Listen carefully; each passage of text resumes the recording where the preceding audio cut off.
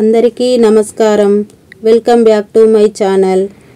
ఈ వీడియోలో 2025లో వైకుంఠ ఏకాదశి ఎప్పుడు వచ్చింది, అలాగే ఏకాదశి తిథి ప్రారంభం మరియు ముగింపు సమయాలను చూద్దాం. అంతకంటే ముందు ఎవరైనా మా ఛానల్ను సబ్స్క్రైబ్ చేయకపోతే సబ్స్క్రైబ్ చేయండి. వైకుంఠ ఏకాదశి, దీనిని ముక్కోటి ఏకాదశి అని కూడా అంటారు. మనందరికీ తెలుసు కదా, శ్రీహరికి ఏకాదశి అంటే చాలా ఇష్టం. అందులో ముఖ్యమైనది ఈ ముక్కోటి ఏకాదశి. ఈరోజు శ్రీమన్నారాయణ్ణి ఆరాధిస్తే చాలా విశేషమైన ఫలితం లభిస్తుంది. ఈరోజు స్వామివారిని మనం ఉత్తర ద్వారం గుండా దర్శించుకున్నట్లయితే సకల పాపాలు తొలగిపోతాయని పురాణాలు తెలుపుతున్నాయి. అలాంటిది ఈ వైకుంఠ ఏకాదశి ఈ సంవత్సరం ఎప్పుడు వచ్చిందంటే జనవరి 10, 2025న వచ్చింది. ఈరోజు పుష్యశుక్ల ఏకాదశి.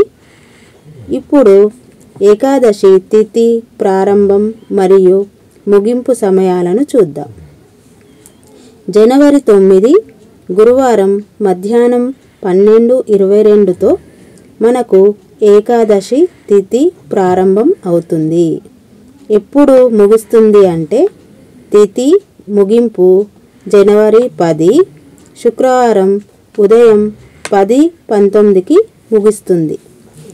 మనం సూర్యోదయం లెక్కన తీసుకుంటాం కాబట్టి సూర్యోదయాన ఏకాదశి తిథి ఎప్పుడు ఉంది అంటే జనవరి 10 శుక్రవారం నాడు ఉంది.